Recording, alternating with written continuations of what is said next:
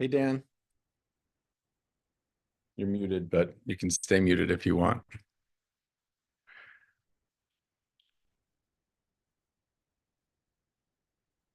Hey Dan, Oh, hello. you're muted. But I should have posted that a lot earlier. I just posted it, but we'll get a few people. Okay. I was worried about Zoom bombing, and then someone just told me that I can put it in the meetup link and only registered people can find it, so it won't ever be Zoom bombed or whatever. So anyway, Hmm. live and learn. Live and learn. I'm gonna just wait a couple minutes and then we'll get started no matter how many people are here. Yeah.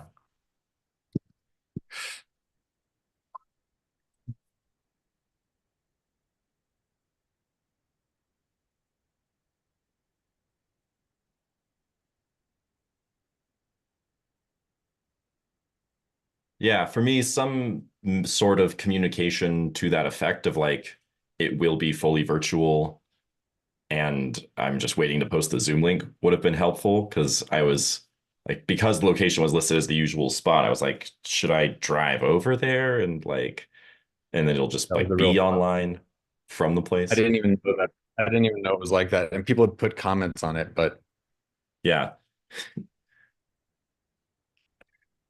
so whatever. I'll deal with that.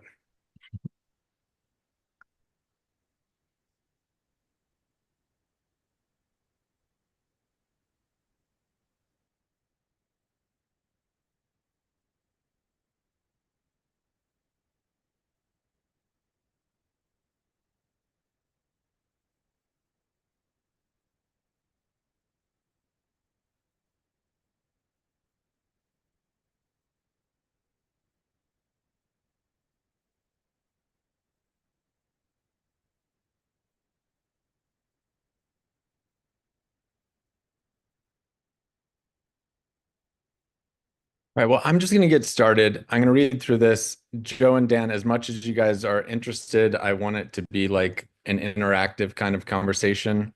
We've never done a session like this. This is essentially just like a book club meeting about this essay called Self-Reliance. So we're just going to like read it out loud, reflect on it. And I've done a little bit of like extra research on it. It's something that's as close as I have to like a Bible. I was raised atheist and I've never like had a relationship with any like holy texts or anything, but this is about as close as it gets for me. And Dan and Joe, the two of you that are on here, you both know that Brad Blanton is a big like influence of mine. And when I shared this with him, he told me that his father used to carry a copy of this like in his pocket for years. So his father was also like really influenced by this work. Hmm. Brad's father, who I never met. Okay, so it starts out. I'm going to screen share.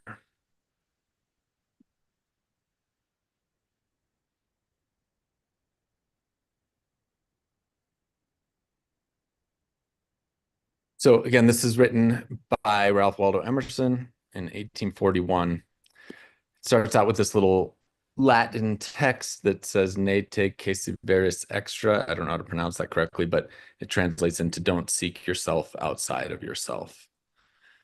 And yeah, it starts with these two excerpts from other works, and this first is, "Man is his own star, and the soul that can render an honest and a perfect man commands all light, all influence, all fate. Nothing to him falls early or too late. Our acts, our angels are, or good or ill, are fatal shadows that walk by us still." I've never really fully understood that, and I ended up reading the whole poem that it's like excerpted from, and even asking like Chat GPT for a little bit of like inference on it. But it's just essentially just this same sentiment that Emerson has in this, which is just this idea that we are like a divine expression of the universe, and as we the more we can be true to our um to our like naturally endowed nature, the more we command all light, all influence, all fate. And yeah, so if anything either of you guys want to say about that, um, please do. And then this next clip to cast the bantling on the rocks, suckle him with the she-wolf's teat, wintered with the hawk and fox, power and speed be hands and feet. I also don't know what that means. We're off to a good start. Um, but that's what he's referring to in this first line. So I read the other day some verses written by an eminent painter, which were original and not conventional. The soul always hears an admonition. I encourage you guys just to read as you listen, and I'll try and read quickly because I know you read a lot faster than I read aloud. But the soul always hears an admonition in such lines, let the subject be what it may. The sentiment they instill is of more value than any thought they may contain. To believe our own thought, to believe that what is true for you in your private heart is true for all men, that is genius. Speak your latent conviction, and it shall be the universal sense. For the inmost in due time becomes the outmost, and our first thought is rendered back to us by the trumpets of the last judgment. I don't know if I don't know if we have enough time to try and like decode all of this. It's a very dense text. I'm going to get through this whole piece before it'll just take forever if I'm translating each sentence. So I'm going to get through this whole first section. Familiar as the voice of the mind is to each, the highest merit we ascribe to Moses, Plato, and Milton is that they set at naught books and traditions, and spoke not what men, but what not what not what men, but what they thought. A man should learn to detect and watch that gleam of light which flashes across his mind from within, more than the luster of the firmament of bards and sages.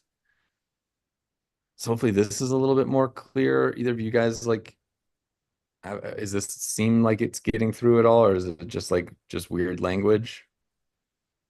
It seems like it's a lot of ways of saying a very similar thing, which is basically just that your inner wisdom is universal wisdom in some sense, that there's this like thing at the core of your being that is the same as everyone else's, and it's this like transcendental Yeah, wisdom. awesome. Yeah. And like this, what he's saying about Moses and Plato and Milton is like they aren't great men because they set at books and traditions. They aren't great people because they just like regurgitated the wisdom of others. They are great people because they like, yeah, shared what was within them.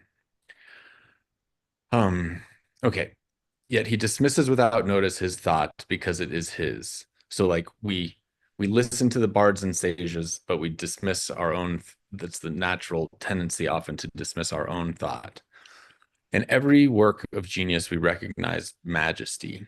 Great works of art have no more affecting lesson for us than this.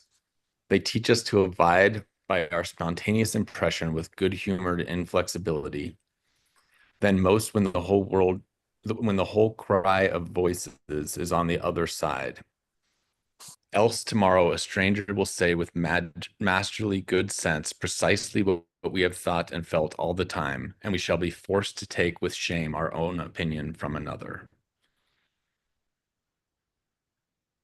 It is hard to like follow this text, but hopefully again that's like making sense for us. Like he's saying like how many times have you had like some like insight where like the universe is almost like speaking to you, or you know whatever's endowed in your brain and body, and then you don't really like speak it out, and then you hear it from like someone else, and like he's saying that there's some like shame that we didn't speak it ourselves but waited till we heard it from someone else for it to feel like valid. There is a time in every man's education when he arrives at the conviction that envy is ignorance, that imitation is suicide. I love that line.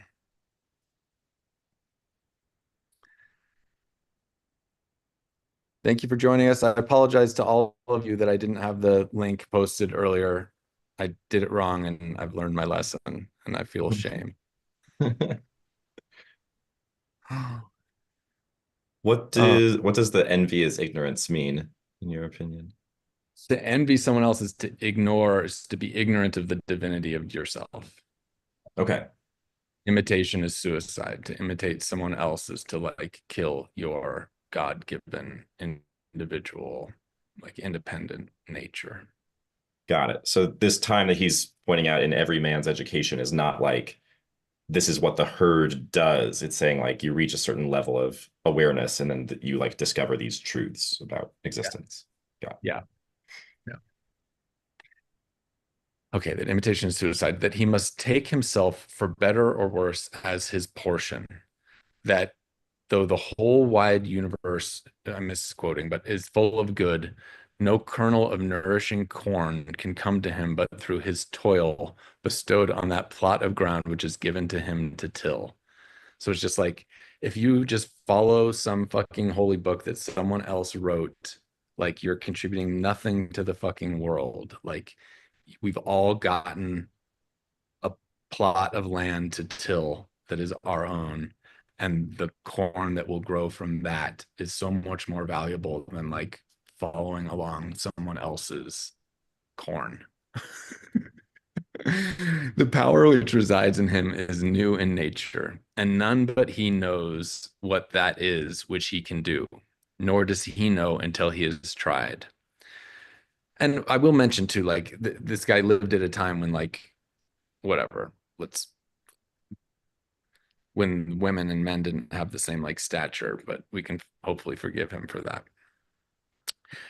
Not for nothing, not for nothing, one face, one character, one fact makes much impression on him, and another none.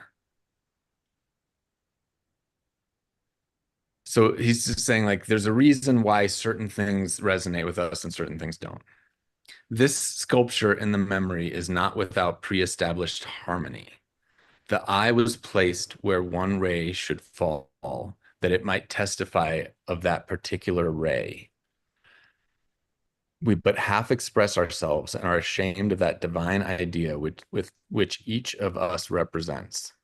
It may be safely trusted as proportionate and of good issues, so it be faithfully imparted. But God will not have his work made manifest by cowards. A man is relieved and gay when he has put his heart into his work and done his best. But what he has said or done otherwise shall give him no peace. It is a deliverance which does not deliver. In the attempt, his genius deserts him. No muse befriends, no invention, no hope. Yeah. So again, we could try and talk about each of those sentences, but it's still just this like idea. And again, the text is really dense, but it's just this idea that when we like do our best and offer what we have to offer, um, yeah, that's when we contribute to like something new to the universe. Trust thyself. Every heart vibrates to that iron string. Accept the place the divine providence has found for you. The society of your contemporaries, the connection of events. Great men have always done so and confided themselves childlike to the genius of their age, betraying their perception that the absolutely trustworthy was seated at their heart, working through their hands, predominating in all their being. Regina, will you nod? Does this like resonate at all, or does it just seem totally confusing? It is dense, like you're saying. It's like trying to decipher Shakespeare for me a Yeah. little bit. Yeah. Well, again, I just feel like he's just still just saying the same thing. We'll get to some other topics, but he's just essentially saying that like we are divine and like what is there, we need to trust and stop trusting what is outside of us and just trust what's inside of us.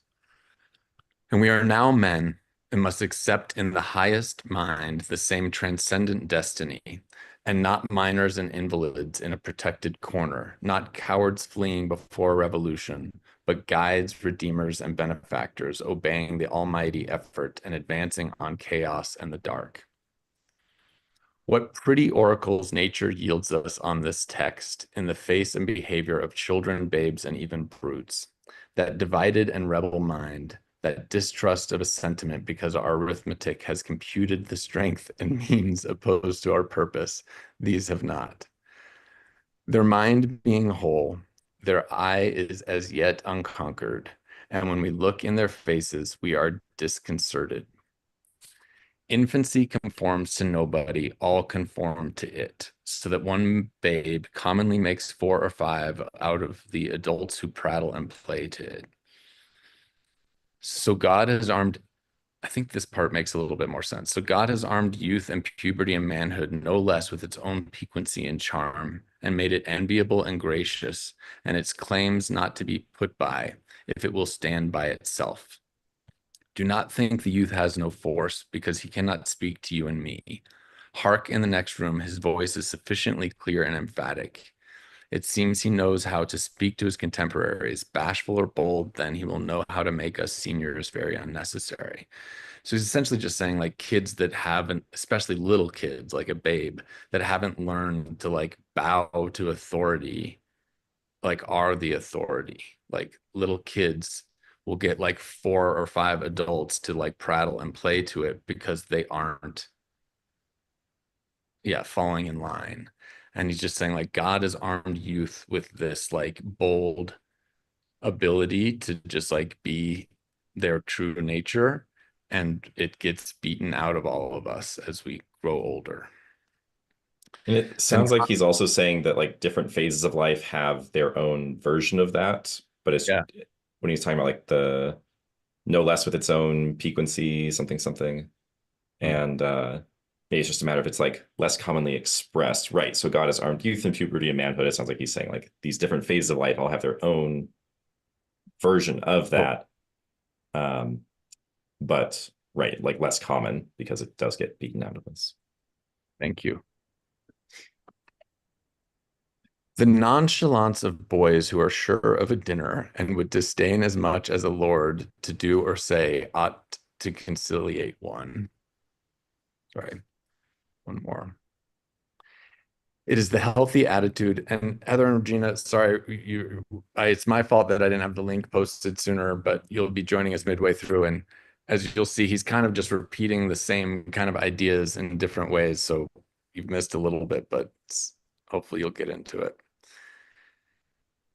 So he's just saying like these boys who are just like focused on dinner would like, they wouldn't like, yeah, bow to a lord or whatever. It's the healthy attitude of human nature. They're just like, they're in response to their own nature. They're not in response to like a lord or something like that.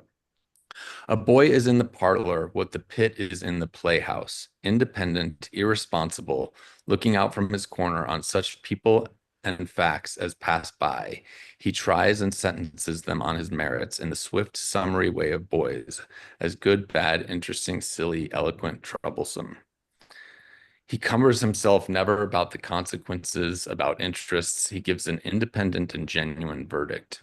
You must court him. He does not court you. So that's how he says like we are when we're young. We just like we without even trying, we just like pass judgment on everything. We are just ourselves. But then we learn, but the man, as it were, clapped into jail by his consciousness. As soon as he has once acted or spoken with a clay, I forget what that fucking word means. I did look it up. Is that, sorry, this thing's in my way. That, fuck, I don't remember. I think it means like with concern for other people's opinion. He is a committed person, watched by the sympathy or the hatred of hundreds, whose affections must now enter into his account. There is no lathe. That's like the river that someone got relief from in some biblical story, I think. So there's no relief for this. he could pass again into his neutrality. Who can thus avoid all pledges and having observed? So it's like, who, yeah, like once you're like worried about other people's judgments, you're fucked. And then he's saying, like, if you can avoid, if you can observe that these other people have their opinions, but then observe again from your own independent, unaffected, unbiased, unbribable, unaffrighted innocence must always be formidable. So like he's saying, kids are oblivious to this. The job of an adult is to be aware of the judgments and criticisms you get from others, and yet to have your own opinion and observation and perspective that's unbiased, unbribable. That's very formidable. He would utter opinions on all passing affairs, which being seen not to be private, but necessary, would sink like darts into the ear of men and put them in fear. These are the voices which we hear in solitude, but they grow faint and inaudible as we enter into the world. Society everywhere is in conspiracy against the manhood of every one of its members. Yeah, I love this. And I think it's so relevant too to like the work we do in radical honesty, radical open-bodied relating, whatever. It's all just about like how we can still be in the world with people and not have to just be like meditating to be aware of ourselves, but like out in the world saying, this is what's so with me. Society everywhere, again, is in conspiracy against the manhood of every one of its members. Society is a joint stock company in which the members agree for the better securing of his bread to each shareholder to surrender the liberty and culture of the eater.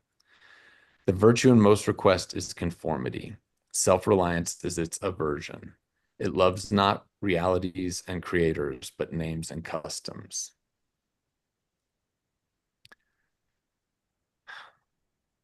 Okay. Whoso would be a man must be a nonconformist. Again, forgive the gender speaking. He who would gather immortal palms must not be hindered by the name of goodness, but must explore it if it be goodness. Good. So like his own judgment around what's good and what isn't. Nothing is at last sacred but the integrity of your own mind. Absolve you to yourself, and you shall have the suffrage of the world. I remember an answer which, when quite young, I was prompted to make to a valued adviser who was wont to importune me with the dear old doctrines of the church. On my saying, what have I to do with the sacredness of traditions if I live wholly from within? My friend suggested, but these impulses may be from below, not from above. And I replied, they do not seem to me to be such. But if I am the devil's child, I will live then from the devil. No law can be sacred to me but that of my own nature. Good and bad are but names very readily transferable to that or this. The only right is what is after my constitution, the only wrong what is against it. A man is to carry himself in the presence of all opposition as if everything were titular and ephemeral but he. I am ashamed to think how easily we capitulate to badges, to names, to large societies and dead institutions. Every decent and well-spoken individual affects and sways me more than is right.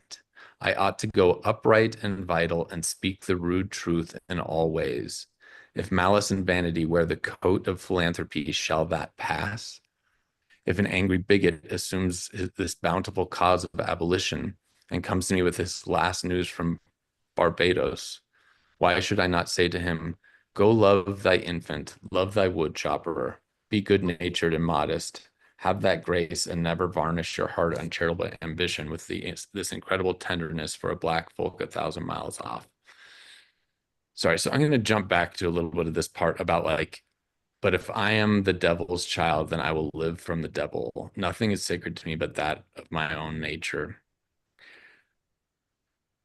And I feel like some people are just like really scared of this idea. And like, the most famous quote of like Emerson is where he says like, to leave the world better than you found it, whether that's by like a healthy child or a healthy garden patch or a redeemed social condition, that is that is like a life well lived. Like this is not someone who is of the devil. He just like believes in the divinity of all of us and thinks that the capitulation to this idea that we are flawed and that we need like external things to make us good is what causes the bad.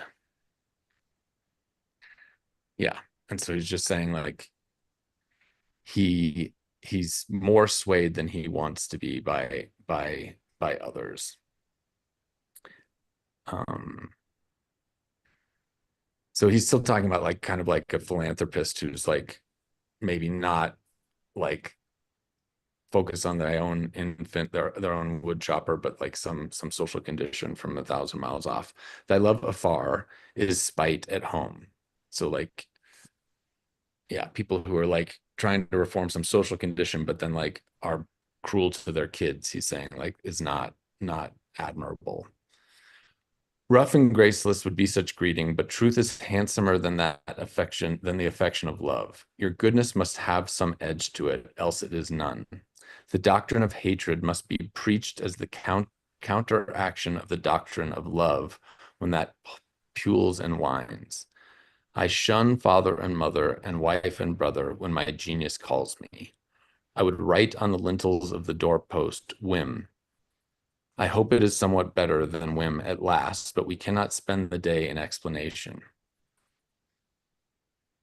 This next part and this part that he's talking about now is like really interesting to me because I do view it as like really important to like honor your own word, but he's essentially just saying like if you have like a whim one day and then a different whim the next, like follow your whim.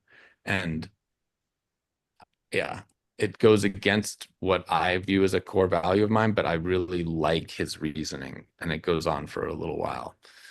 So he's saying, expect me not to show cause why I seek or why I exclude company. Then again, do not tell me, as a good man did today, of my obligation to put all poor men in good situations. Are they my poor? I tell thee, thou foolish philanthropist, that I grudge the dollar, the dime, the cent I give to such men as do not belong to me and to whom I do not belong. There's a class of persons to whom by all spiritual affinity I am bought and sold. For them I will go to prison, if need be. But your miscellaneous popular charities, the education at college of fools, the building of meeting houses to the vain end which many now stand, aims to sots, and the thousandfold relief societies, though I confess with shame that I sometimes succumb and give the dollar, it is a wicked dollar. By and by, I shall have the manhood to withhold. So he's essentially just saying, like, yeah, support the communities that like resonate with you as opposed to like being guilted into generosity. Virtues are, in the popular estimate, rather the exception than the rule. There is the man and his virtues.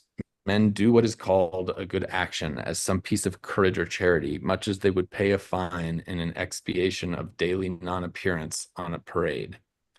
Their works are done as an apology or extenuation of their living in the world, as invalids and the insane pay a high board. Their virtues are penances. I do not wish to expiate, but to live.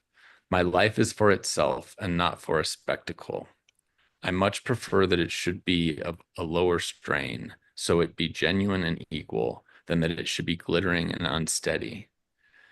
I wish it to be sound and sweet, and not to need diet and bleeding.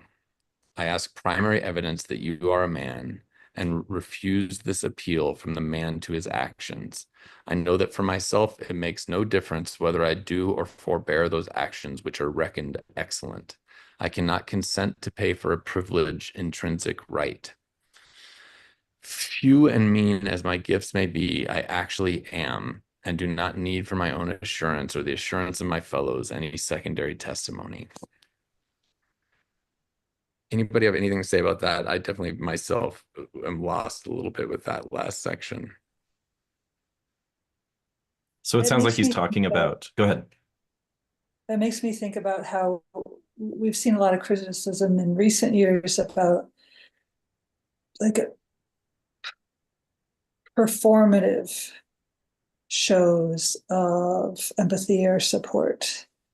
Um, People are very concerned with whether others are like genuinely anti-racist, or companies, whether companies are being welcoming to LGBT folks out of genuine desire, or if they're just trying to perform um, a spectacle, like Emerson says, in order to earn more sales. And so that's what this paragraph brings to mind. Thanks, Joe.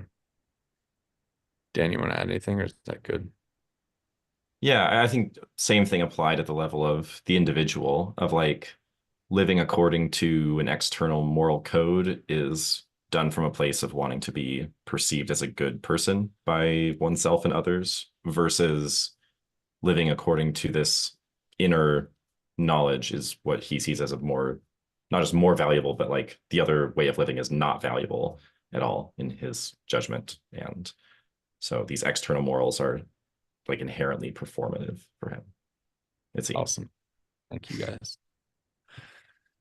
What I must do is all that concerns me, not what the people think. This rule, equally arduous in actual and in intellectual life, may serve for the whole distinction between greatness and meanness. It is the harder because you will always find those who think they know what is your duty better than you know it. It is easy in the world to live after the world's opinion. It is easy in solitude to live after our own. But the great man is he who in the midst of the crowd keeps with perfect sweetness the independence of solitude.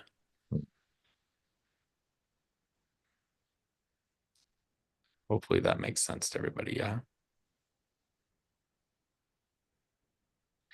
The objection to conforming to usages that have become dead to you is that it scatters your force. It loses your time and blurs the impression of your character. If you maintain a dead church, contribute to a dead Bible society, vote with a great party either for the government or against it, spread your table like base housekeepers. Under all these screens, I have difficulty to detect the precise man you are. And of course, so much force is withdrawn from your proper life. But do your work and I shall know you. Do your work and you shall reinforce yourself. A man must consider what a blind man's bluff is this game of conformity. If I know your sect, I anticipate your argument. I hear a preacher announce for his text and topic the expediency of one of the institutions of his church. Do I not know beforehand that not possibly can he say a new and spontaneous word? Do I not know that with all the ostentation of examining the grounds of the institution, he will do no such thing? Do I not know that he is pledged to himself to look at but one side, the permitted side, not as a man, but as a parish minister? He is a retained attorney, and these heirs of the bench are the emptiest affectation. Well, most men have bound their eyes with one or another handkerchief and attached themselves to some one of these communities of opinion. This conformity makes them not false in a few particulars or authors of a few lies, but false in all particulars. Their every truth is not quite true. Their two is not the real two, their four is not the real four, so that every word they say chagrins us, and we know not where to begin to set them right. This is making sense, everyone? Again, I don't want to like waste time decoding things that are just like clear already.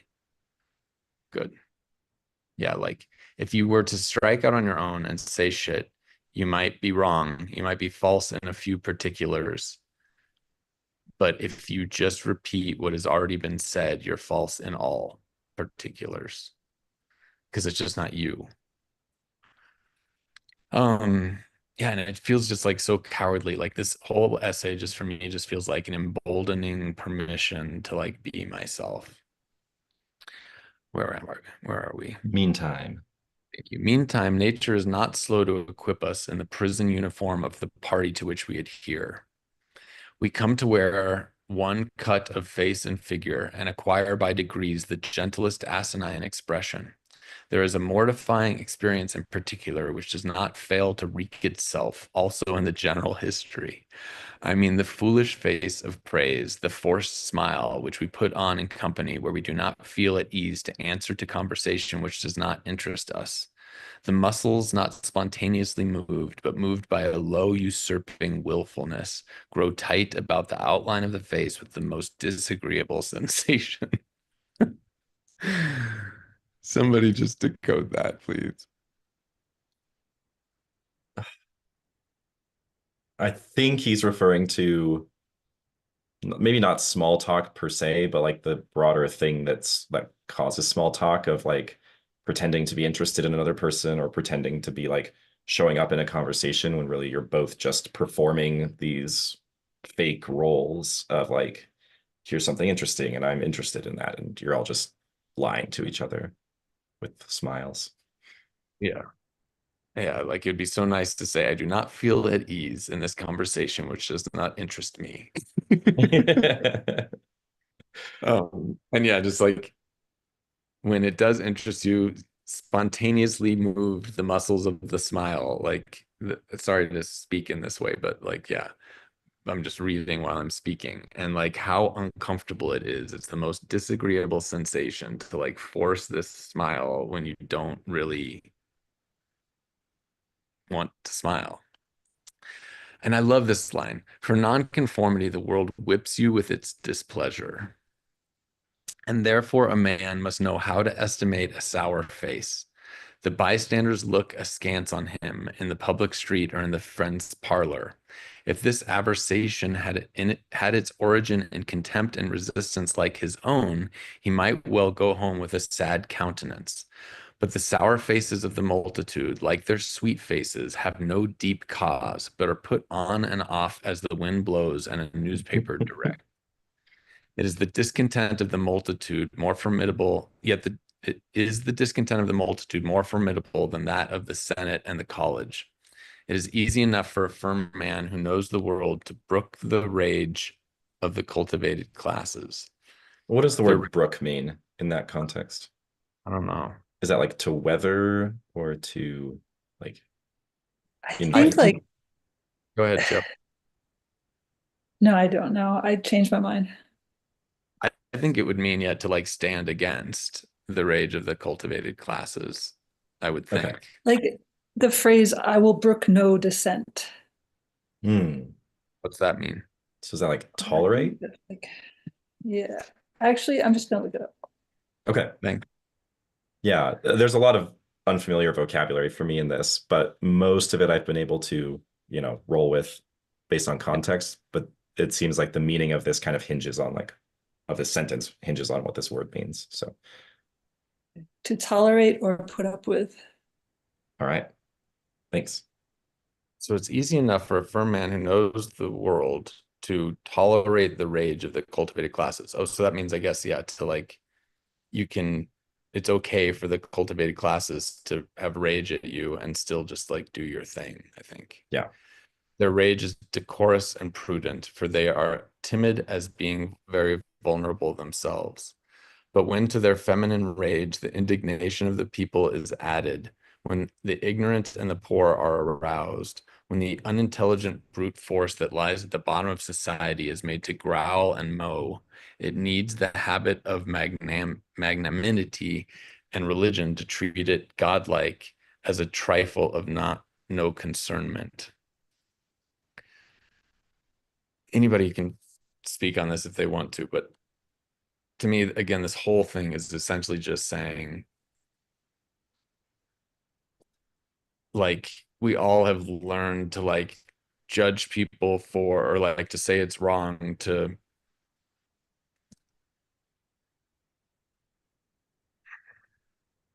yeah, like use certain words or something like that. And of course I'm pretty liberal and I kind of like agree with that. And sometimes I even like when people do it when they don't really feel it, because it just like still plays into some kind of like honoring of whatever.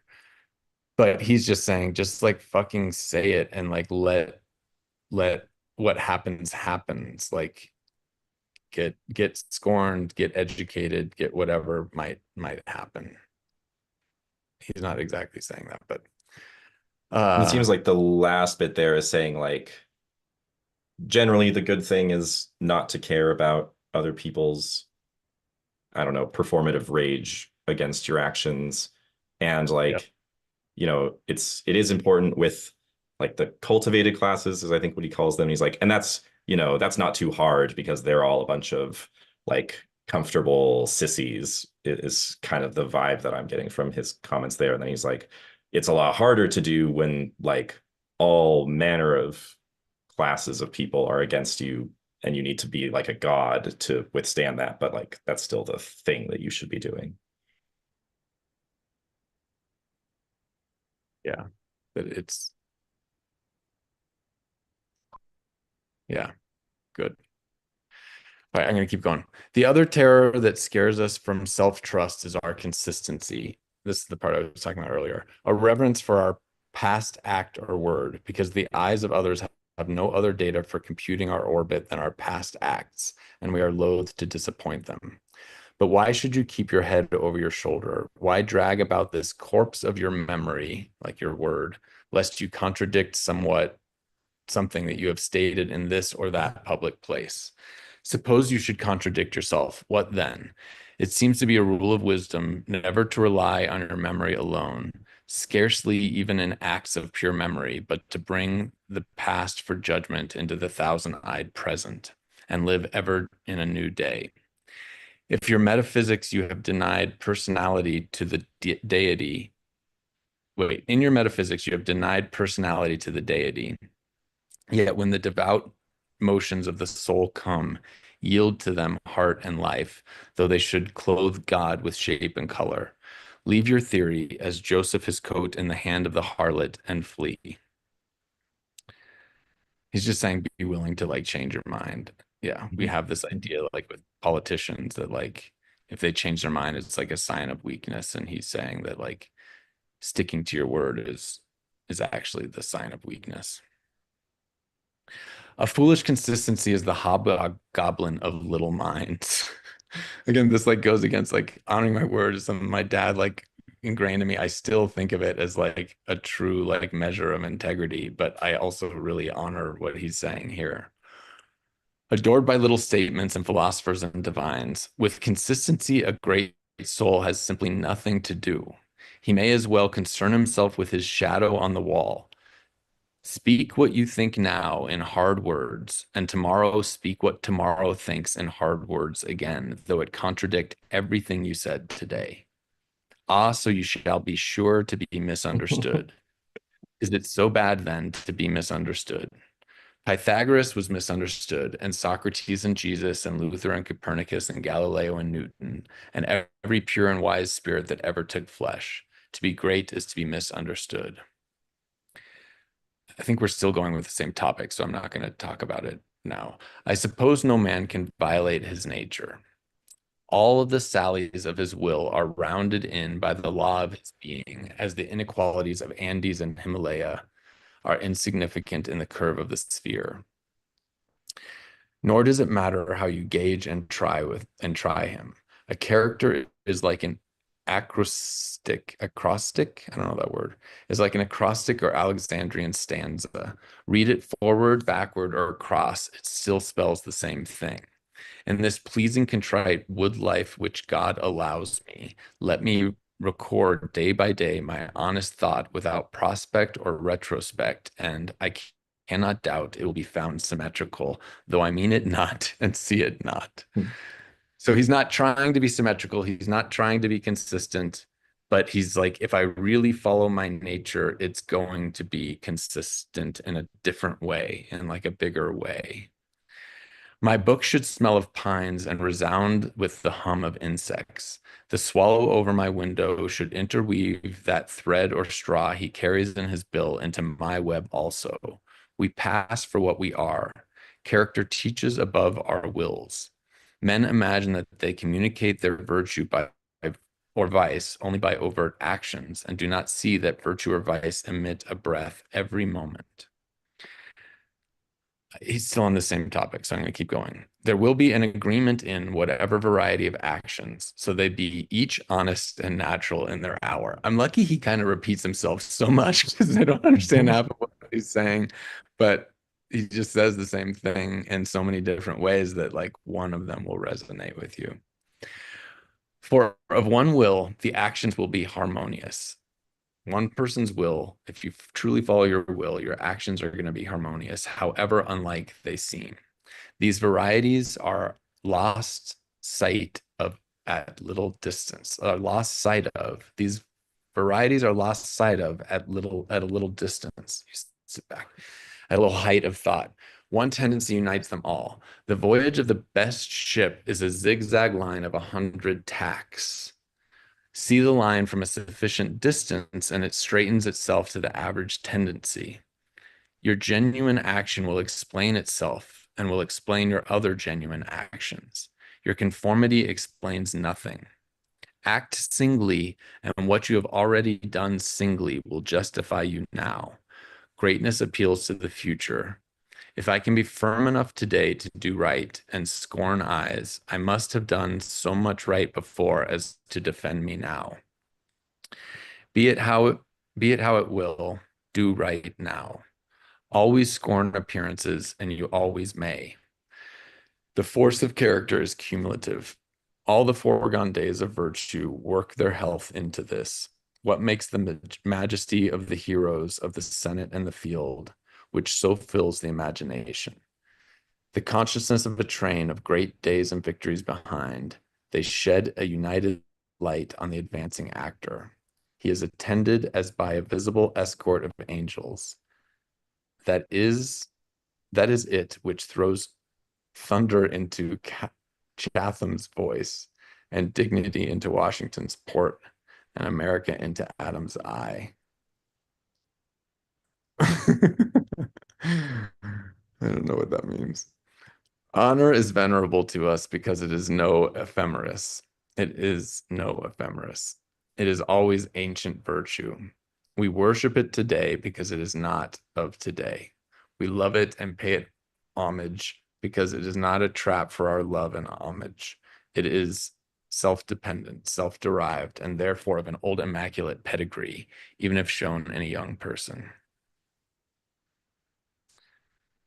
All right, so I think we've kind of moved on a little bit from that idea of like, yeah, like if you're true to your own nature, you're going to actually be more consistent than if you just like follow your word, even if it's not resonating with you today. And we've moved on to a new topic, which I don't totally understand. Anyone want to take a stab at it?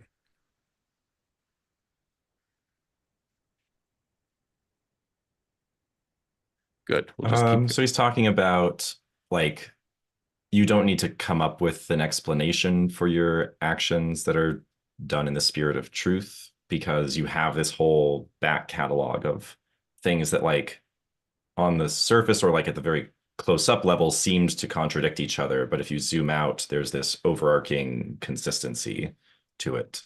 You're just talking about like a ship like changes path a bunch of times, but zoomed out, it's following this very smooth looking course, or like the Andes and the Himalaya mountains don't overall create that much deviation of the Earth's shape from a perfect sphere. Like things that seem really significantly different up close are this tiny little drop in the bucket on the big scale.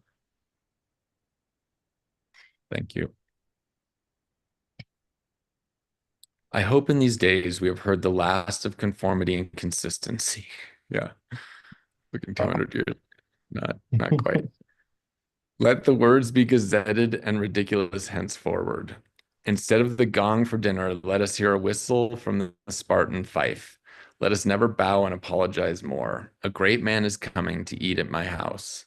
I do not wish to please him. I wish that he should wish to please me. I will stand here for humanity, and though I would make it kind, I would make it true. Let us affront and reprimand the smooth mediocrity and squalid contentment of the times, and hurl in the face of custom and trade and office the fact which is the upshot of all history, that there is a great responsible thinker and actor working wherever a man works. that a true man belongs to no other time or place, but it is the center of things. Where he is, there is nature. He measures you and all men and all events. Ordinarily, everybody in society reminds us of somewhat else, or of some other person. I'm just going to say that again. Ordinarily, everybody in society reminds us of somewhat else or of some other person. Character, reality reminds you of nothing else. It takes place of the whole creation. It takes the place of the whole creation. The man must be so much that he must make all circumstances indifferent. Every true man is a cause, a country, and an age, requires infinite spaces and numbers and time fully to accomplish his design, and posterity seem to follow his steps as a train of clients. A man Caesar is born, and for ages after we have a Roman Empire. Christ is born, and millions of minds grow and cleave to his genius, that he is confounded with virtue and the possible of a man, the possible of man, possibility of man. An institution is the lengthened shadow of one man, as the Reformation of Luther, Quakerism of Fox, Methodism, Wesley, abolition of Clarkson. Scipio Milton called the height of Rome, and all history resolves itself very easily into the biography of a few stout and earnest persons.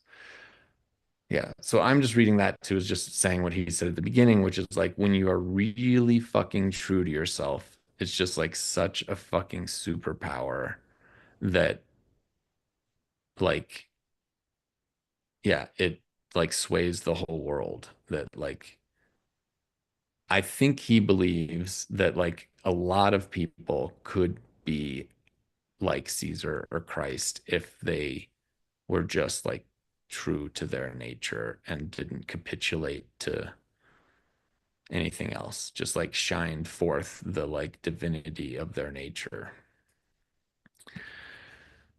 Let a man then know his worth and keep things under his feet. Let him not peep or steal or skulk up and down with the air of a charity boy, a bastard or an interloper in the world which exists for him. But the man in the street, finding no worth in himself which corresponds to the force which built a tower or sculptured a marble god, feels poor when he looks on these. To him, a palace, a statue, or a costly book have an alien and forbidding air, much like a gay equipage, and seem to say like that, "Who are you, sir?" Yet they all are his, suitors for his notice, petitioners to his faculties, that they will come out and take possession.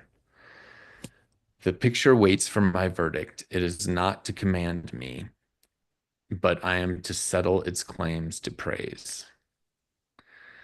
That popular fable of the sot who was picked up dead drunk in the street, carried to the Duke's house, washed and dressed and laid in the Duke's bed, and on his waking treated with all obsequious ceremony like the Duke, and assured that he had been insane, owes its popularity to the fact that it symbolizes so well the state of man, who is in the world a sort of sot, but now and then wakes up, exercises his reason, and finds himself a true prince.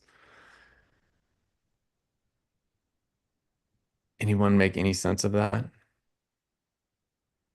If not, it's okay. You can just like I let the imagine word. it helps to know like the full fable that he's referring to. But I yeah, don't. I'm imagining based on his description that it's like this guy, like his, I don't know, his real life has been that he is a drunkard or something, but then yeah, he gets taken in and washed up and everyone like tells him he's the Duke and like everything that he thought he was just like he was insane temporarily. And and then there's this like, I don't know, cognitive dissonance there or not knowing what to believe is true. But the point that Emerson's making is like, that's us. And maybe we are actually the Duke and we've just gone insane and think that we are the sot. Yeah, that's great. Thanks, Dan. Thanks. Our reading is mendicant and sycophantic. In history, our imagination plays us false. Kingdom and lordship, power and estate are a gaudier vocabulary than in private, John and Edward in a small house and common day's work. Jesus. But the things of life are the same to both. The sum total of both is the same. Why all this deference to Alfred and Skanderberg and Gustavus? Suppose they were virtuous, did they wear out virtue? As great a stake depends on your private act today as followed their public and renowned steps. When private men shall act with original views, the luster will be transferred from the actions of kings to those of gentlemen. The world has been instructed by its kings, who have so magnetized the eyes of nations.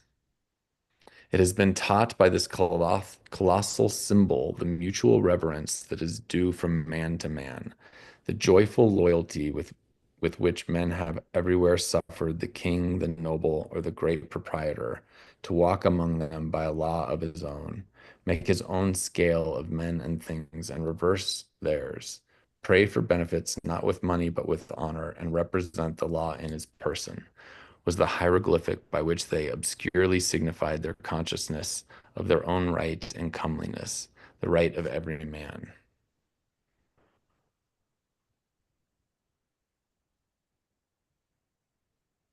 I'm Is gonna that keep. saying like we respect people who walk around like they own the place because they're living from this place that we also have access to? I think so. I think that sounds good. That yeah, yeah, there's no reason we can't all like walk like kings or nobles or great proprieties just by our own law. Like there's some institutionalized reason that a king is noble, but according to Emerson, you are noble because of nature or because of something, because of Right. nature. And like we respond to other people exercising that nobility that is everyone's birthright. Yeah. Good. The magnetism which all original action exerts is explained when we inquire the reason of self-trust. Who is the trustee? What is the aboriginal self on which a universal reliance may be grounded? What is the nature and power of that science-baffling star without parallax, without calculable elements, which shoots a ray of beauty even into trivial and impure actions, if the least mark of independence appear? All right. Is that part making sense to people? Like he's saying, like when we think about self-trust, like what are we trusting and who is the trustee? Who is trusting what or whatever? Um, yeah. And maybe he's talking about like we have all this programming that we get through life, but then we have this like divine self that we were born with and endowed with from the very beginning. Um, And seems to be calling out this apparent paradox of how acting independently will sometimes lead a person to do something that would be perceived as trivial or impure, and wondering where does that come from, or like setting up this alternate value system of independence.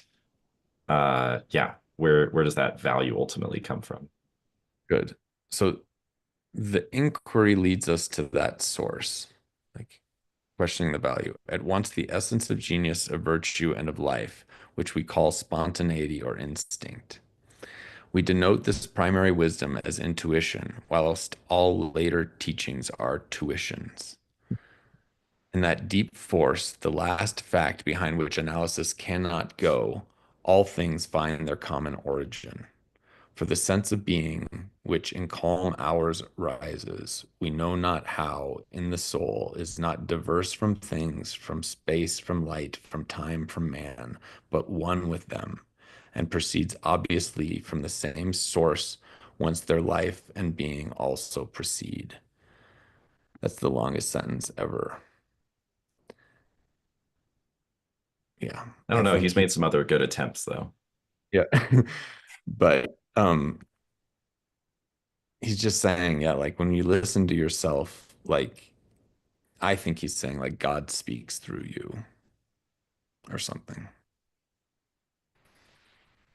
He's talking about like non-dualism and that there's a part of us that is like tuition that's not our primary wisdom. It's like our learned wisdom, but our primary wisdom, he's saying, is just like non-dual, like just yeah, one with God and the universe, I think. Right. The same force that compels every other thing in the universe to do what it does. Yeah. We first share the life by which things exist, and afterwards see them as appearances in nature. So at one point we are just the origin of all things, and then afterwards we see them as separate and forget that we have shared their cause. Here is the fountain of action and of thought. Here are the lungs of that inspiration which giveth man wisdom, and which cannot be denied without impiety and atheism. Like to deny your own inspiration is like atheism, is like, yeah, against the God of self. We lie in the lap of immense intelligence, which makes us receivers of its truth and organs of its activity. When we discern justice, when we discern truth, we do nothing of ourselves but allow a passage to its beams.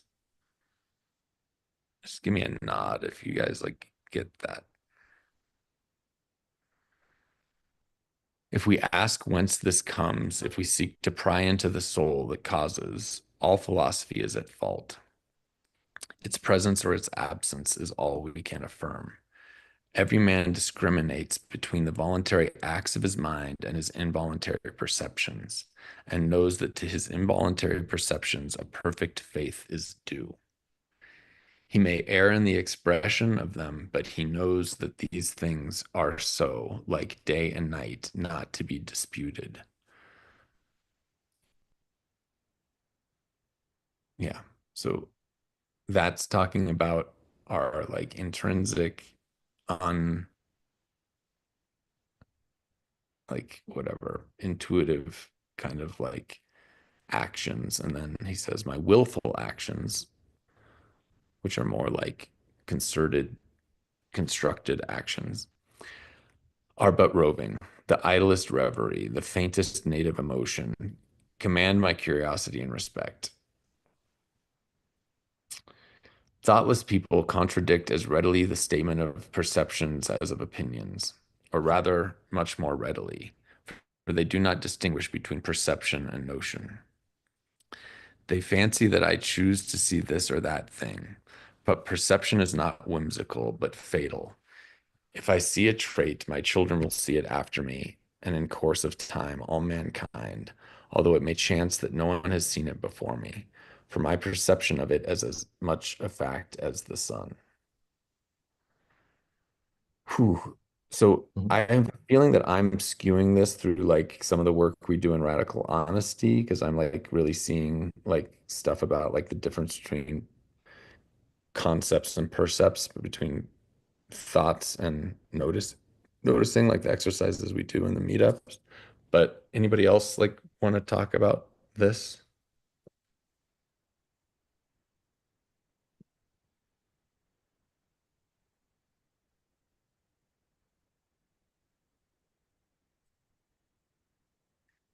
I think yeah, he's just saying that there's more divinity in like perception and there's more like objectivity in perception than compared with like notion or like thoughts. Hmm.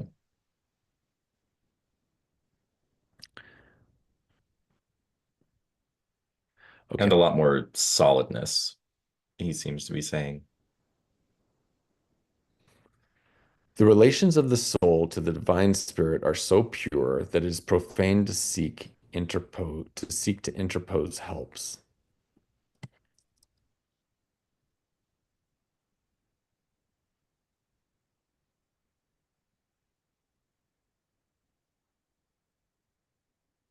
I'm trying to decide whether or not to like decode that, but He's just saying our nature is so connected and tied to the divine spirit that if we that it's insane, profane to like look for guidance elsewhere. I mean, it's pretty much just the that Latin one, that whatever for the word Latin intro. It must be that when God speaketh, he should communicate not one thing, but all things, should fill the world with his voice, should scatter forth light, nature, time, souls from the center of the present thought, and new date and new create the whole. Whenever a mind is simple and receives a divine wisdom, old things pass away. Means, teachers, texts, temples fall. It lives now and absorbs the past and future into the present hour. All things are made sacred by relation to it, as much one as much as another. All things are dissolved to their center by their cause, and in the universal miracle, petty and particular miracles disappear. If therefore a man claims to know and speak of God and carries you backward to the phraseology of some old moldered nation in another world, believe him not. Is the acorn better than the oak in which its fullness and in which is the acorn better than the oak which is its fullness and completion? Is the parent better than the child to whom he has cast his ripened being? Whence then this worship of the past? The centuries are conspirators against the sanity and authority of the soul. Time and space are but physiological colors which the eye makes, but the soul is light. Where it is day. Where it was, is night. And history is an impertinence and an injury, if it be anything more than a cheerful apologue or parable of my being and becoming.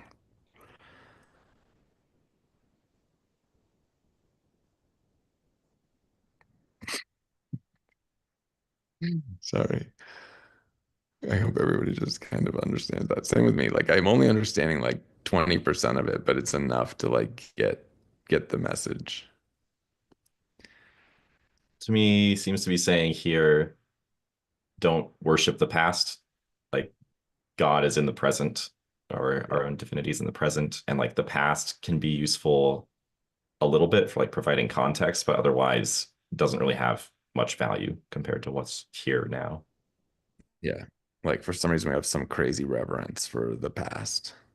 I hear that every once in a while when people are even talking about like our government and just saying like why are we so reverent to like our founding fathers, these fucking like racist, most like often uneducated, like whatever, like can't we come up with something better now? Mhm. Hmm. And Yeah. same with the Bible and everything. We're just like always reverent to the past. The relations of the soul to the divine spirit are so pure that it's profane to speak. What the fuck? Did I scroll around for some reason? Oh, maybe. Man is timid. Man is timid and apologetic.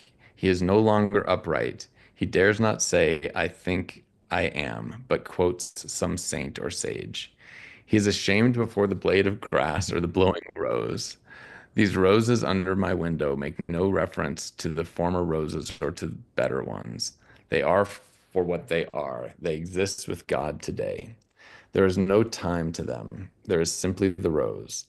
It is perfect in every moment of its existence. Before a leaf bud has burst, its whole life acts. In the flow-blown flower, there is no more. In the leafless root, there is no less. It is nature, and its nature is satisfied, and it satisfies nature in all moments alike. But a man postpones and remembers. He does not live in the present, but with reverted eye laments the past, or heedless of the riches that surround him, stands to tiptoe to foresee the future. He cannot be happy and strong until he too lives with nature in the present above time.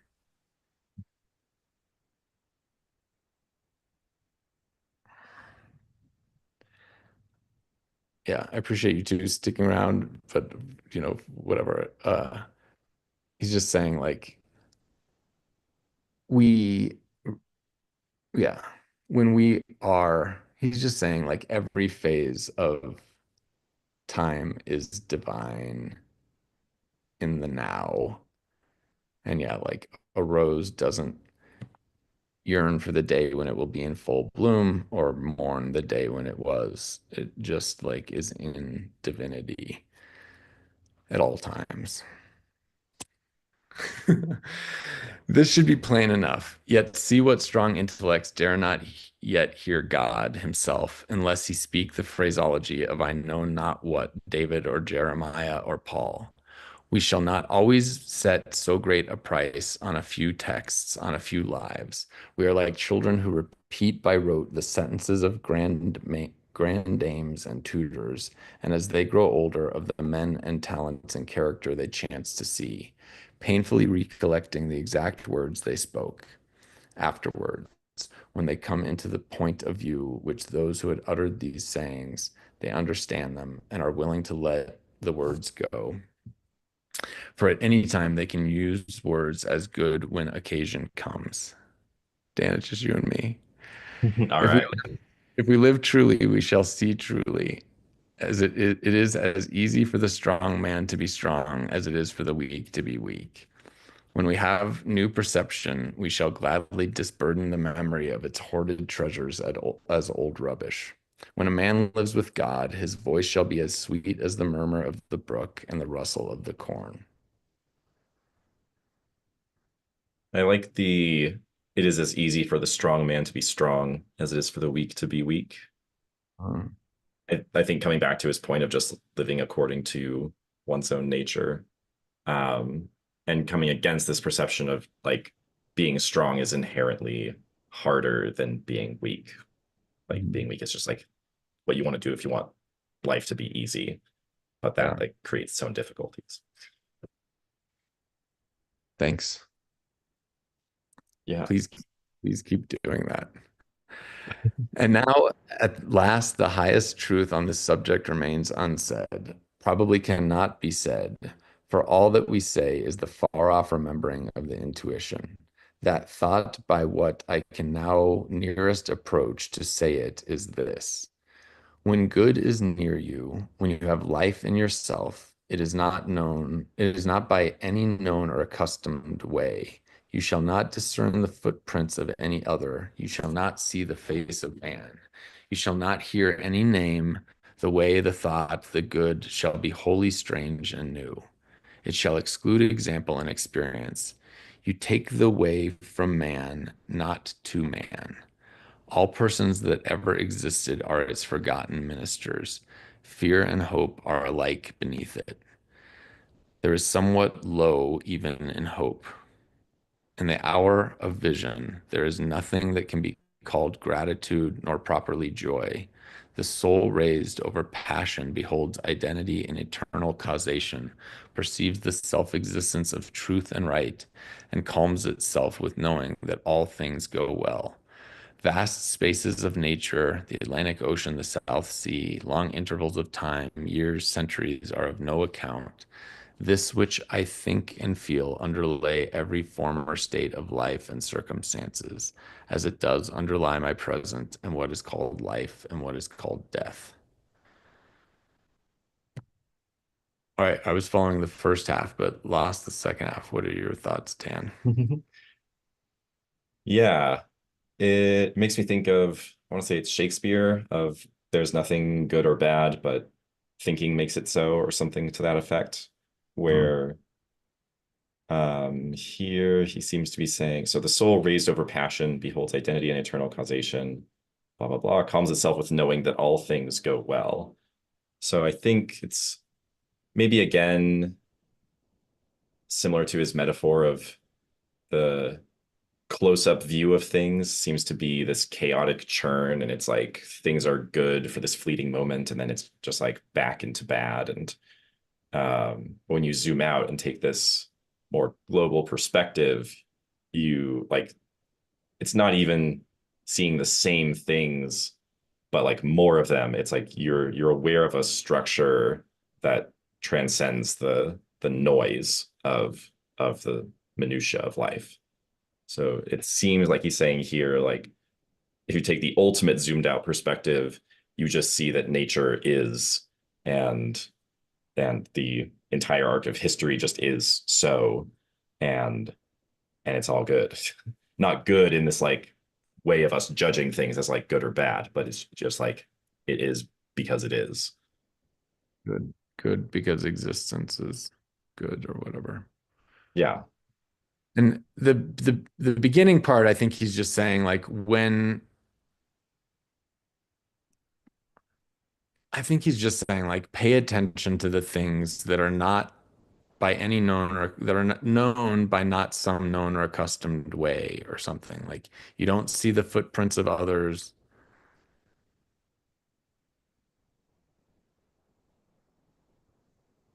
Yeah, like I think he's saying there's something like really divine in like the an experience of something that's like wholly strange and new. It excludes example and experience. Yeah. And I think the uh maybe the causality there also goes the other way in the sense of like when you are finding something that is good, then it is going to be completely alien and novel. Like if you're on the right path, if you're in touch with divinity, then it will not have come about because you were following someone else's instructions. Good. All right. Life only avails, not the having lived.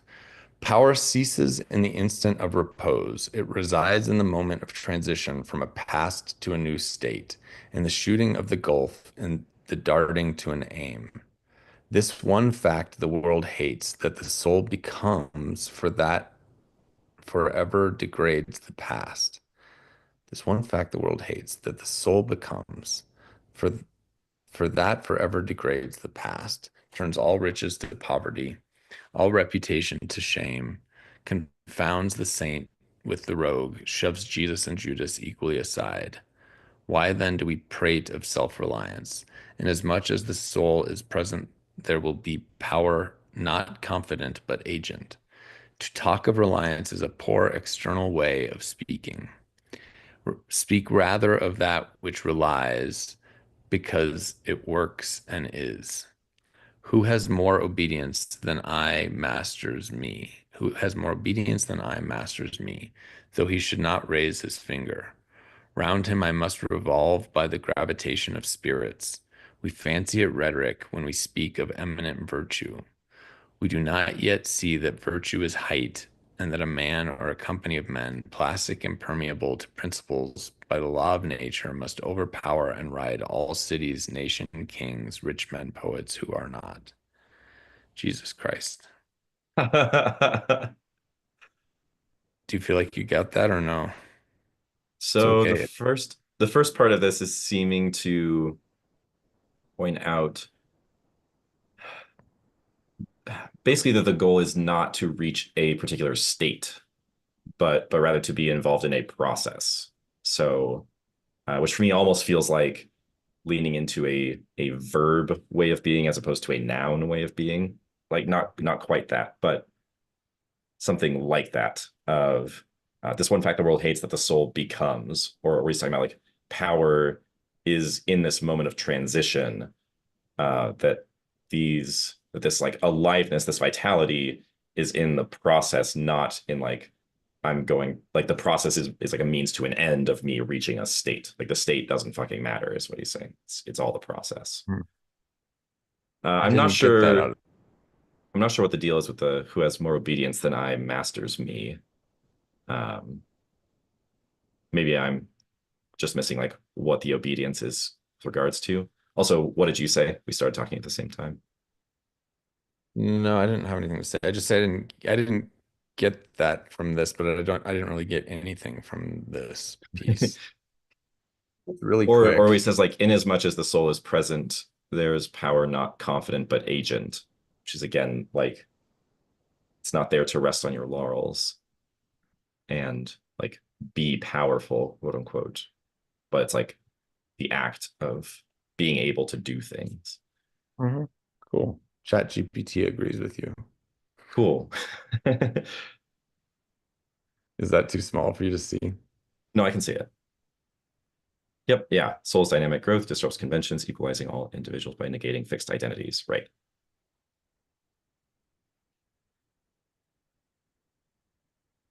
Okay, so this last bit is probably about the obedience thing that was confusing me. Virtue seen as a force of natural dominance, arises from alignment with principles, overpowering those who lack such alignment.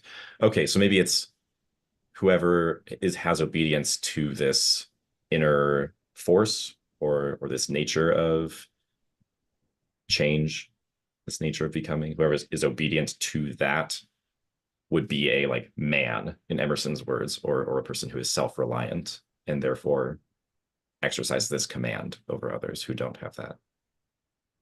Yeah, if you have the alignment with your soul, then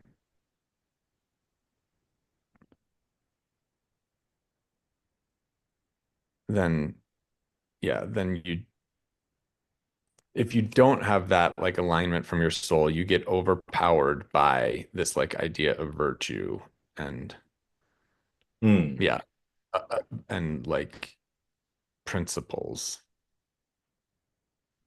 Mm-hmm. Yeah, but yeah, like some alignment with your true nature is like, where was I? Jesus. There we go. All right, this is the ultimate fact which we so quickly reach on this. This is the ultimate fact which we so quickly reach on this, on as on every topic, the resolution of all into the ever blessed one. Self-existence is the attribute of the supreme cause, and it constitutes the measure of good by the degree in which it enters into all lower forms. All things real are so by so much virtue as they contain. Commerce, husbandry, hunting, whaling, war, eloquence, personal weight are somewhat and engage my respect as examples of its presence and impure action. I see the same law working in nature for conservation and growth. Power is in nature the essential measure of right. Nature suffers nothing to remain in her kingdoms which cannot help itself. The genesis and maturation of a planet, its poise and orbit, the bended tree recovering itself from the strong wind, the vital resources of every animal and vegetable are demonstrations of the self-sufficing and therefore self-relying soul. Thus all concentrates, let us not rove, let us sit at home with the cause. Let us stun and astonish the intruding rabble of men and books and institutions by a simple declaration of the divine fact. Bid the invaders take the shoes off their feet, for God is here within. Let our simplicity judge them, and our docility to our own law demonstrate the poverty of nature and fortune beside our native riches. I think that docility to our own law is the obedience that he was mentioning earlier. That makes more sense of that for me. Good. But now we are a mob. Man does not stand in awe of man, nor is his genius admonished to stay at home, to put itself in communication with the internal ocean, but it goes abroad to beg a cup of water of the urns of other men. We must go alone. I like the silent church before the service begins better than any preaching. How far off, how cool, how chaste the persons look, begirt each other with a precinct or sanctuary. So let us always sit. Why should we assume the faults of our friend or wife or father or child because they sit around our hearth or are said to have the same blood? All men have my blood, and I have all men's. Not not for that will I adopt their petulance or folly, even to the extent of being ashamed of it. But your isolation must not be mechanical but spiritual. That is, must be elevation. At times, the whole world seems to be in conspiracy to importune you with emphatic trifles. Friend, client, child, sickness, fear, want, charity, All knock at once at thy closet door and say, Come out unto us. But keep thy state, come not into their confusion. The power men possess to annoy me, I give them by a weak curiosity. No man can come near me but through my act. What we love, what we love that we have, but by desire we bereave ourselves of the love. I don't understand that last quote. I kind of don't understand a lot of it.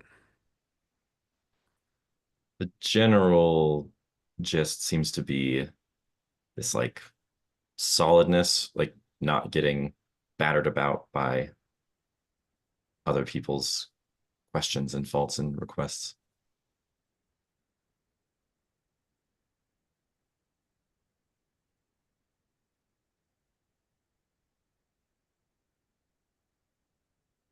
Fuck.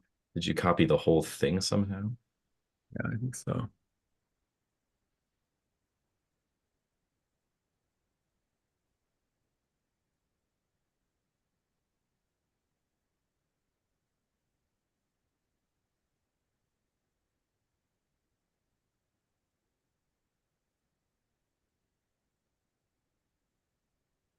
They've just asked ChatGPT to summarize the whole thing in a sentence, and then we would have had a 5 minute meeting.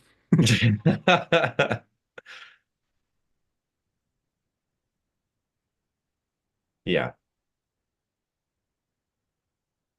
that makes sense. It does. I didn't get that from it, but that makes a lot of sense.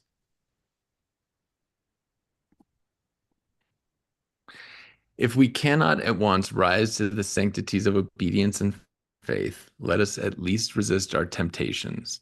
Let us enter into the state of war and wake Thor and Woden, courage and constancy in our Saxon breasts. This is to be done in our smooth times by speaking the truth. Check this lying hospitality and lying affection. Live no longer to the expectation of these deceived and deceiving people with whom we converse. Say to them, O father, O mother, O wife, O brother, O friend, I have lived with you after appearances hitherto. Henceforward I am the truth's. Be it known unto you that henceforward I obey no law less than the eternal law. I will have no covenants but proximities. I shall endeavor to nourish my parents, to support my family, to be the chaste husband of one wife. But these relations I must fill after a new and unprecedented way. I appeal from your customs. I must be myself. I cannot break myself any longer for you or you. If you can love me for what I am, we shall be the happier. If you cannot, I will seek to deserve that you should. I will still seek to deserve that you should. I will not hide my tastes or aversions. I will so trust that what is deep is holy, that I will do no do strongly before the sun and moon whatever inly rejoices me, as the heart appoints.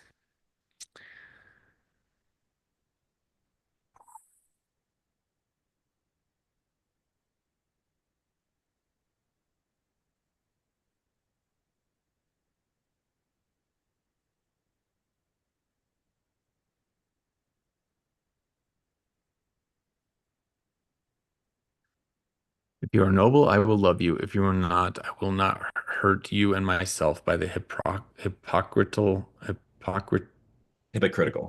hypocritical, thanks, the Yeah. hypocritical attentions. If you are true, but not in the same truth with me, cleave to your companions. I will seek my own. I do I do this not selfishly, but humbly and truly. It is alike your interest and mine, and all men's, however long we have dwelt in lies, to live in truth. Does this sound harsh today? You will soon love what is dictated by your nature as well as mine, and if we follow the truth, it will bring us out safe at last. But so you may give these friends pain. Yes, but I cannot, hold on a second. I'm going to copy this one quote. Yeah. just like that part. Mhm.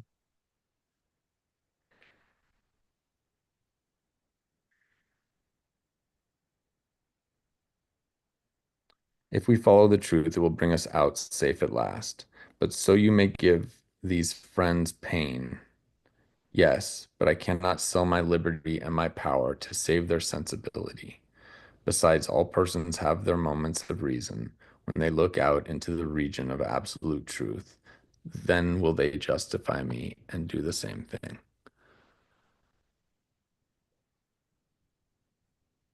Yeah, that all makes sense to me. Mhm. That all resonates with me. Is it you too? Yeah. Yeah. I mean, I think that's one of the parts of this essay that cleaves most closely to the spirit of radical honesty. I mean, a lot of it is very, you know, resonant with that, but specifically this paragraph being like, yeah, people might think it's weird or you might hurt their feelings as you're living more from an honest place, but ultimately it is not only for your own good, but also for their good that you're stopping lying and Yeah. they, one hopes that they eventually see that light as well and decide to start living from that same place, which might be different from the place of truth that you are living from. And he's like, in that case, then you go live with the people who resonate with the same thing that you do, and I'll be with mine. Like, we don't have to pretend to each other in order to coexist. We can find the people that are congregated around the same that we are. Yeah. Awesome. The populists think that your rejection of popular standards is a rejection of all standard and mere antinomianism. And the bold sensualist will use the name of philosophy to gild his crimes. But the law of consciousness abides. There are two confessionals, in one or the other of which we must be shriven. You may fulfill your round of duties by clearing yourself in the direct or in the reflex way. Consider whether you have satisfied your relations to father, mother, cousin, neighbor, count, cat, and dog, whether any of these can upbraid you. But I may also neglect this reflex standard and absolve me to myself. I have my own stern claims and perfect circle. It denies the name of duty to many offices that are called duties, but if I can discharge its debts, it enables me to dispense with the popular code. If anyone imagines that this law is lax, let him keep its commandments. Good. So that makes sense to you too, yeah? Yeah, yeah, Just saying it's it's not anarchy. right. And it's not just easy. It's not that Yeah. you have no duty. It's that you have a duty to this inner Inter- divinity, which is difficult to discharge as a duty. Probably harder, yeah. Right. And truly it demands something godlike in him who has cast off the common motives of humanity and has ventured to trust himself for a taskmaster. High be his heart, faithful his will, clear his sight, that he may in good earnest be doctrine, society, and law to himself, that a simple purpose may be to him as strong as iron necessity is to others. If any man consider the present aspects of what is called by distinction society, he will see the need of these ethics. The sinew and heart of man seem to be drawn out, and we are become timorous, desponding whimperers. We are afraid of truth, afraid of fortune, afraid of death, and afraid of each other. Our age yields no great and perfect persons. We want men and women who shall renovate life and our social state, but we see that most natures are insolvent, cannot satisfy their own wants, have an ambition out of all proportion to their practical force, and do lean and beg day and night continually. Our housekeeping is mendicant, our arts, our occupations, our marriages, our religion. We have not chosen, but society has chosen for us. We are parlor soldiers. We shun the rugged battle of fate where strength is born. If our young men miscarry their first enterprises, they lose all heart. If the young merchant fails, men say he is ruined. If the finest genius studies at one of our colleges and is not installed in an office within 1 year afterwards in the cities or suburbs of Boston and New York, it seems to his friends and himself that he is right in being disheartened and in complaining the rest of his life. Dirty lad from New Hampshire or Vermont, who in turn tries all of the professions, who teams it, farms it, peddles, keeps a school, preaches, edits a newspaper, goes to Congress, buys a township, and so forth, in successive years, and always like a cat, falls on his feet, is worth 100 of these city dolls. He walks abreast with his days and feels no shame in not studying a profession, for he does not postpone his life, but lives already. He has not one chance, but 100 chances. Let a stoic open the resources of man and tell men that they are not leaning willows, but can and must detach themselves with the exercise of self-trust. New powers shall appear, that a man is the Word made flesh, born to shed healing to the nations, that he should be ashamed of our compassion. And the moment he acts from himself, tossing the laws, the books, the idolatries, and customs out the window, we pity him no more, but thank and revere him. And that teacher shall restore the life of man to splendor and make his name dear to all history. You get that, yeah? Hmm. It is easy to I see was that a just great copying down a part of that for my own saving. good. What part? He walks abreast with his days and feels no shame in not studying a profession, for he does not postpone his life, but lives already. Yeah, awesome. Yeah, I liked that too. It is easy to see that a greater self-reliance must work a revolution in all the offices and relations of men, in their religion, in their education, in their pursuits, their modes of living, their association, in their property, in their speculative views. In what prayers do men allow themselves? That which they call a holy office is not so much as brave and manly. Prayer looks abroad and asks for some foreign addition to come through some foreign virtue and loses itself in endless mazes of natural and supernatural and mediatorial and miraculous. Prayer that carves a particular commodity, anything less than all good, is vicious. Prayer is the contemplation of the facts of life from the highest point of view. It is the soliloquy of a beholding and jubilant soul. It is the Spirit of God pronouncing his works good. But a prayer as a means to effect a private end is meanness and theft. It supposes dualism and not unity in nature and consciousness. As soon as the man is at one with God, he will not beg. He will then see prayer in all action. The prayer of the farmer kneeling to his feet to weed it, the prayer of the rower kneeling to stroke of his oar, are true prayers heard throughout nature. Though for cheap ends, cataract in Fletcher's Bonduca, which had managed to inquire the mind of the god Audate, replies, Jesus, his hidden lies in our endeavors, our valors are our best gods. I don't think we need to understand that last like sentence to just get this. Yeah, seems like a lot of maybe historical context there. But right, I think the quote is the important part. That's just him connecting what he's saying to this quote that somebody else had Yeah, about true prayer is not asking God to do a favor for you for some specific thing, but it's you exercising your will. And yeah. And I mean, this is just total, again, non-dualism. I'm just saying like to to consider a prayer looking abroad and asking for some foreign addition to come through some foreign virtue, whatever, mm, is just like confused. And yeah, I mean, he actually specifically says dualism. right. Yeah. Hmm. Another sort of false prayers are our regrets. Discontent is the want of self-reliance. It is infirmity of will. Regret calamities if you can thereby help the sufferer. If not, attend your own work, and already the evil begins to be repaired. Our sympathy is just as base. So yeah, he's saying regrets are shit.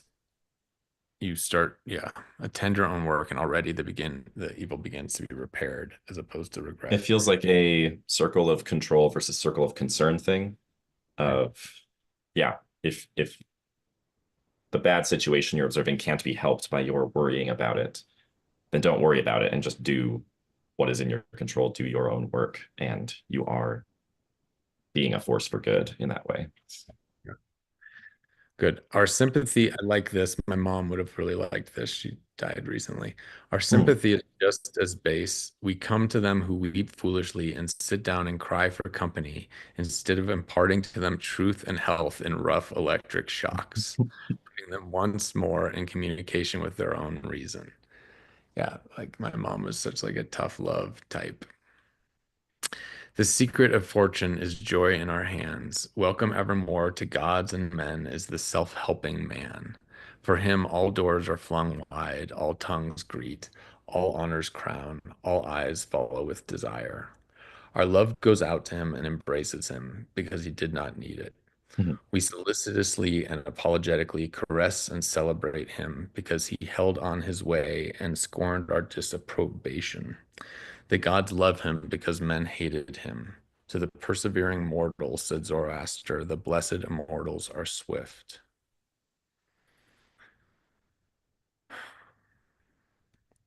We've still got a ways to go.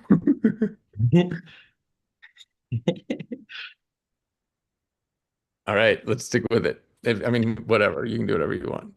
As Sure. men's prayers are In a theory, disease. I've got a friend coming over at 7, so that may be the time when I head off myself. As men's prayers are a disease of the will, so are their creeds a disease of the intellect. They say with those foolish Israelites, let not God speak to us, lest we die. Speak thou, speak any man with us, and we will obey. Everywhere I am hindered of meeting God and my brother, because he has shut his own temple doors and recites fables merely of his brothers or his brother's brother's God. Every new mind is a new classification, if it prove a mind of uncommon activity and power, a Locke, a Lavoisier, a Hutton, a Bentham, a Fourier. It imposes its classification on other men, and lo, a new system. In proportion to the depth of the thought, and so to the number of objects it touches and brings within reach of the pupil, is his complacency. But chiefly is this apparent in creeds and churches, where are also classifications of some powerful mind acting on the elemental thought of duty and man's relation to the highest, such as Calvinism, Quakerism, Swedenborgism. The Mhm. pupil takes the same delight in subordinating everything to the new terminology, as a girl who has just learned botany in seeing a new earth and new seasons thereby. It will happen for a time that the pupil will find his intellectual power has grown by the study of his master's mind, but in all unbalanced minds, the classification is idolized, passes for the end, and not for a speedily exhaustible means, so that the walls of the system blend to their eye in the remote horizon with the walls of the universe. The luminaries of heaven seem to them hung on each arch their master built. They cannot imagine how you aliens have any right to see. How you can see, it must be somehow that you stole the light from us. They do not yet perceive that light, unsystematic, indomitable, will break into any cabin, even into theirs. Let them chirp a while and call it their own. If they are honest and do well, presently their neat new pinfold will be too straight and low, will crack, will lean, will rot and vanish, and the immortal light, all young and joyful, million orbed, million colored, will beam over the universe as on the first morning. So a lot of that seems to be about, like, so he says, the classification is idolized, passes for the end, and not for a speedily exhaustible means. That is like the version of him repeating himself that made it make sense for me, in the sense of saying, like, having systems and classifications or learning knowledge from other people, we mistake the map for the territory sort of thing of we think that that is reality as opposed to just an analogy or a way of or a lens through which we view reality. We take it to be reality itself. And Yeah. he's talking about light, like the light as being this thing that learned people think to own themselves, but he's saying light will just come into any cabin. Yeah. You don't need education to see reality, Mhm. and an education can get in the way of that if it makes you mistake the systems of understanding for the reality itself. Yeah. And yeah, like I think he's saying too, like if like a teacher teaches me how to look in this direction, Mhm. I'm like forgetting that there's like all that stuff there too, you know, and like curtain is kind of like the thing, Hmm. but and it's whatever, but that's just like the beginning. Mhm. Cool. All right. I hope we make it through this because I also would like to leave at 7. It is want for it is for want of self-culture that the superstition of traveling, whose idols are Italy, Egypt, whatever, retains its fascination for all educated Americans. They who made England, Italy, or Greece venerable in the imagination did so by sticking fast where they were, like an axis of the earth. In manly hours, we feel that duty is our place. The soul is no traveler. The wise man stays at home. There's a lot of things I disagree with in this, but they are all just like super interesting to me, you know? Mhm. And when his necessities, his duties on any occasion call him from his house or into foreign lands, he is at home still, and shall make men sensible by the expression of his countenance that he goes the missionary of wisdom and virtue, and visits cities and men like a sovereign and not like an interloper or valet. Yeah, I like that idea. I mean, I love traveling and stuff, but he was saying like we go and visit Greece because it's venerable, but it became venerable not by a bunch of fucking tourists. It became venerable for people who stayed Right. there, did work. Yeah. I have no churlish objection to the circumnavigation of the globe for the purposes of art, study, and benevolence, so that the man first domesticated. Sorry. Yeah. Also, I could try taking over some of the reading. All right, good. So that the man is first domesticated, or does not go abroad with the hope of finding somewhat greater than he knows. He who travels to be amused, or to get somewhat which he does not carry, travels away from himself, and grows old even in youth among old things. In Thebes, in Palmyra, his will and mind have become old and dilapidated as they. He carries ruins to ruins. Traveling is a fool's paradise. Our first journeys discover to us the indifference of places. At home, I dream that at Naples, at Rome, I can be intoxicated with beauty and lose my sadness. I pack my trunk, embrace my friends, embark on the sea, and at last wake up in Naples. And there beside me is the stern fact, the sad self, unrelenting, identical, that I fled from. I seek the Vatican and the palaces. I affect to be intoxicated with sights and suggestions, but I am not intoxicated. My giant goes with me wherever I go. So this is just wherever you go, there you are. You can't get away from your Yeah. problems with travel. But the rage of traveling is a symptom of a deeper unsoundness affecting the whole intellectual action. The intellect is vagabond, and our system of education fosters restlessness. Our minds travel when our bodies are forced to stay at home. We imitate. And what is imitation but the traveling of the mind? Our houses are built with foreign taste. Our shelves are garnished with foreign ornaments. Our opinions, our tastes, our faculties lean and follow the past and the distant. The soul created the arts wherever they have flourished. It was in his own mind that the artist sought his model. It was an application of his own thought to the thing to be done and the conditions to be observed. And why need we copy the Doric or the Gothic model?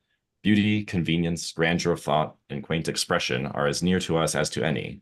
And if the American artist will study with hope and love the precise thing to be done by him, considering the climate, the soil, the length of the day, the wants of the people, the habit and form of the government, he will create a house in which all these will find themselves fitted, and taste and sentiment will be satisfied also. So just back on imitation is not necessary. Insist on Let's keep going. yourself. Never imitate. Your own gift you can present every moment with the cumulative force of a whole life's cultivation, but of the adopted talent of another you have only an extemporaneous half possession. That which each can do best, none but his maker can teach him.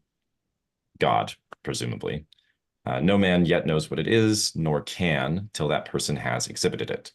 Where is the master who could have taught Shakespeare? Where is the master who could have instructed Franklin, or Washington, or Bacon, or Newton? Every great man is a unique. The Scipianism of Scipio is precisely that part he could not borrow. Shakespeare will never be made by the study of Shakespeare.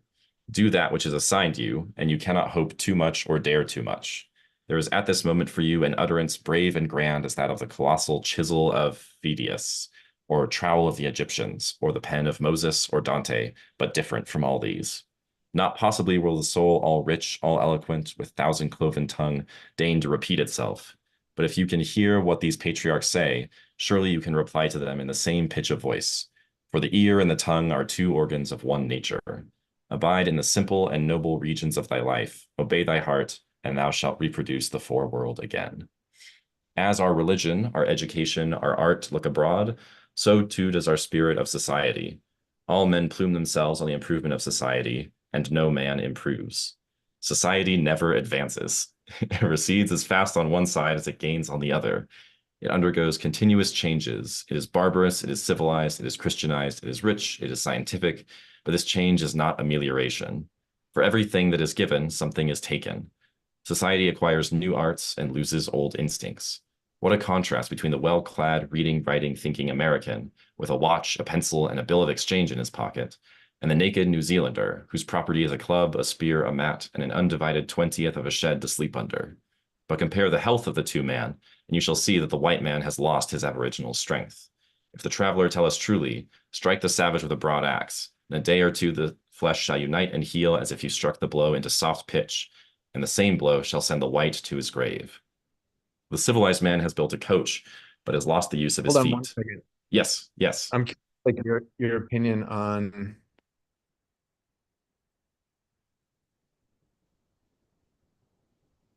like I'm just like I guess I don't know. I'm curious like what he I mean I guess that part where I was talking about the curtain, he was like still saying there is some like value in like studying, and I'm just kind of like curious about that. Like if everyone like were to just like there is a lot to like gain from like study, you know? Mm-hmm. And I'm just curious about like it's kind of like sounds like a lot of this stuff you're reading now is him just essentially saying like,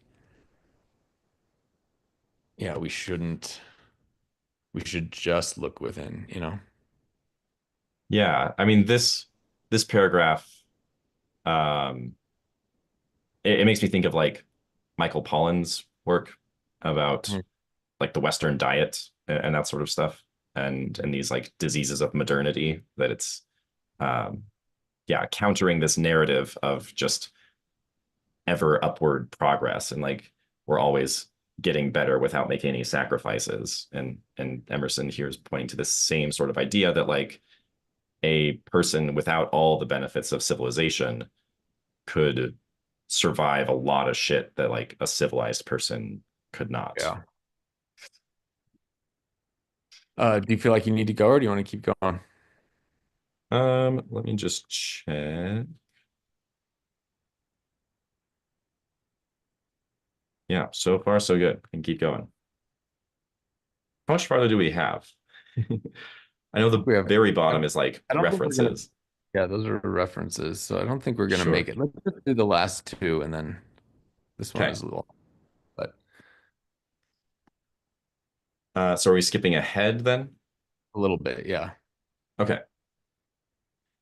And so the reliance on property, including the reliance on governments which protect it, is the want of self-reliance. Men have looked away from themselves and at things so long that they have come to esteem the religious, learned, and civil institutions as guards of property, and they deprecate assaults on these because they feel them to be assaults on property.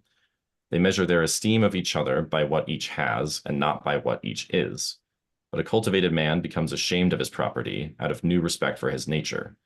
Especially, he hates what he has if he sees that it is accidental, came to him by inheritance or gift or crime. Then he feels that it is not having, it does not belong to him, has no root in him, and merely lies there, because no revolution or no robber takes it away.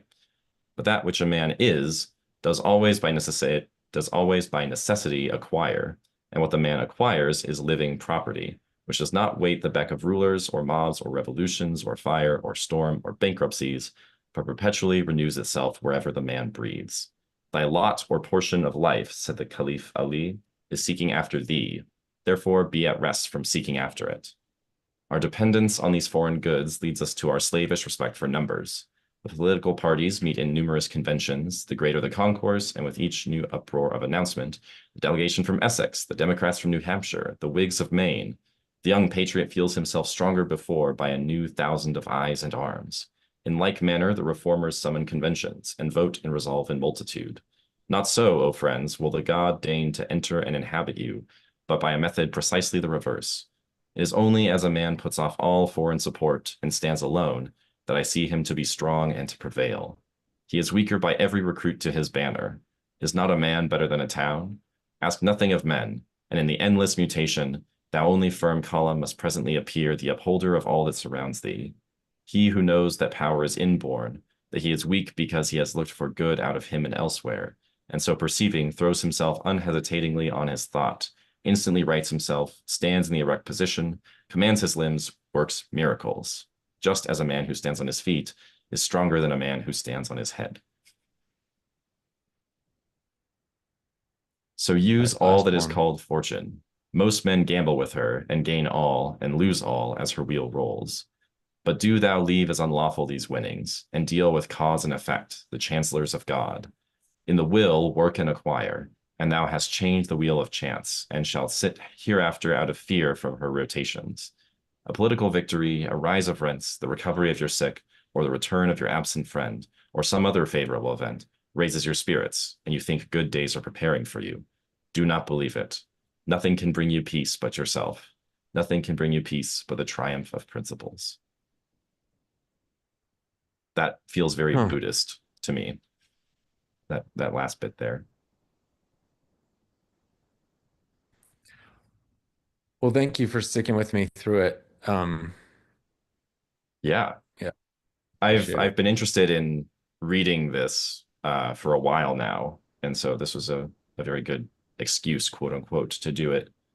Specifically because the language is so, old and complicated. I think it would have been really difficult to just like sit down and read through the whole thing quietly. So going through it with people has been very helpful. Good, me too. We only skipped 2 paragraphs, so it wasn't too much. Oh, cool. Yeah, and one of them is this like giant thing, and one is this tiny one. Yeah.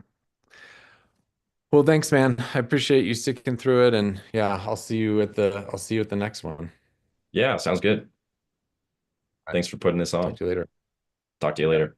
Bye. Bye.